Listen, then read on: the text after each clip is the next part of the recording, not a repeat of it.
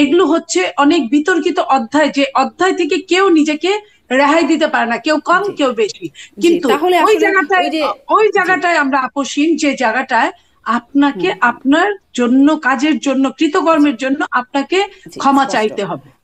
আমি একদমই আমার সময় নাই, তারপরেও একটু এক লাইনে, যেহেতু শুরুর বক্তব্যে একদম স্বামী পাটোয়ারি বলেছিলেন যে জুবাইদা রহমান, ডক্টর জুবাইদ তিনি পারিবারিক কারণে আসছেন এবং তিনিও রাজনীতিতে গুরুত্বপূর্ণ হয়ে উঠছেন কিনা এটা নিয়ে আপনার কাছে এক লাইনে শুনতে চাই নীলোফার চৌধুরী মনি। মানে দেখেন মাইনাস পৃথিবীর ফর্মুলা যে আলোচনা হচ্ছে তার মধ্যে জুবাইদা রহমান একজন গুরুত্বপূর্ণ ক্যারেক্টার হয়ে উঠবেন কিনা সামনে। না, আমার কথা হচ্ছে যে কোনো কিছুই কোনো কিছুর জন্য বসে থাকে না। অনেক বড় কিছু সে নষ্ট হয়ে গেল, অনেক বড় ঝড় হয়, ঝাপটা হয়, আয়লা হয়, তারপরে হুম কিন্তু মানুষ আবার পরের দিন দাঁড়ায়। তো বিএনপির যদি কোনোটা, যদি কোনো সমস্যা হয়, তাহলে তার বিকল্প একজনকে তো বানাতেই হবে। যদি উনি আসেন আমাদের মধ্যেও, হুম আমরা মোস্ট ওয়েলকাম করি, জি এবং জি আপনাদের কাছেও আমরা বলবো আপনারাও তাকে ওইভাবেই বরণ করে নিবেন। অনেক ধন্যবাদ, অনেক ধন্যবাদ, ইতিবাচকভাবে আপনারা বার্তা দিচ্ছেন।